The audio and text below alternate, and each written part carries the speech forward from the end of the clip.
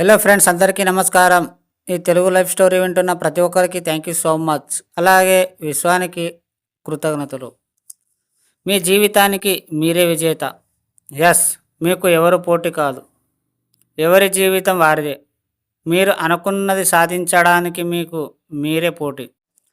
ఒక్కొక్కరు ఒక విషయంలో తమ లక్ష్యాన్ని తిరిగి వ్రాసుకొని ఎన్నో అవార్డులు పొందడం జరిగింది. మీరు కేవలం జీవించడానికి ఎన్నో ఇబ్బందులు పడుతూ ఉస్సరమంటున్నారు. ఎందుకిలా? మీ లక్ష్యం సరిగ్గా లేదు. మీకు పిట్ట మాత్రమే కనిపిస్తుంది, కన్ను కాదు.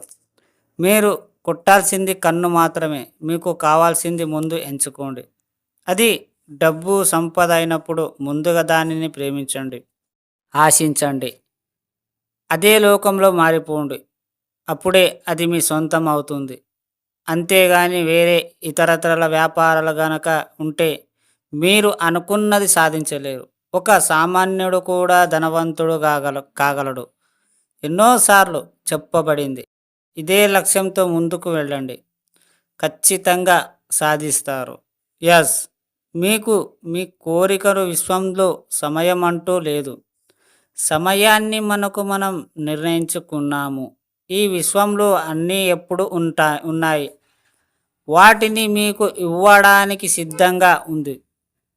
విశ్వానికి మనకు మధ్య సమయం అంటూ లేదు. అడగడం మొదలు పెట్టడంలో మీరు అనుమానాలతో పాటు ఆలస్యం చేస్తున్నారు. ఎస్, అడగండి, నమ్మండి, వాటి యొక్క అనుభూతిని పొందండి. ఇదే విశ్వసూత్రం. అప్పుడే ఏదైనా మీ సొంతమవుతుంది. డియర్ ఫ్రెండ్స్, ఇప్పటికైనా మీరు నిజాన్ని విమర్శించకండి. ఏదైనా సరే మీరు విశ్వం నుండి మాత్రమే పొందాలి. దేవుడైనా, గురువైనా, వస్తువైనా. మీరు నెగటివ్ అనేది పక్కన పెట్టండి.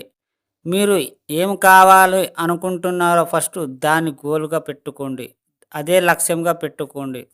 మీ ప్రయత్నం ఎట్టి పరిస్థితుల్లోనూ ఆగకూడదు. ఇక్కడ మీరే దేవుడు, మీరే సృష్టికర్త. ప్రతి ఒక్కటి మీరే. మీ లోపలే అన్నీ దాగి ఉన్నాయి. మీరు బయటికి తీస్తే ఖచ్చితంగా మీరు అనుకున్నది సాధిస్తారు. కానీ కొంచెం టైం పడుతుంది దానికి కూడా. మీరు మీకేం కావాలన్నది ఖచ్చితంగా మీరు ఒకటి ఎన్నుకోండి. దాన్ని సమయం కేటాయించండి దానికి. ప్రతిరోజు విశ్వంతో నమ్మకం పెట్టుకొని ఆ పని చేయండి. ఎందుకంటే నమ్మకం లేనిదంటూ ఏమీ లేదు. మీకు మీ మీద మీకు నమ్మకం ఉంటే ఏ పని అయినా చేయవచ్చు. అర్థమైంది అనుకుంటా. ఈ స్టోరీ విన్న ప్రతి ఒక్కరికి థ్యాంక్ యూ సో మచ్. అలాగే విశ్వానికి కృతజ్ఞతలు.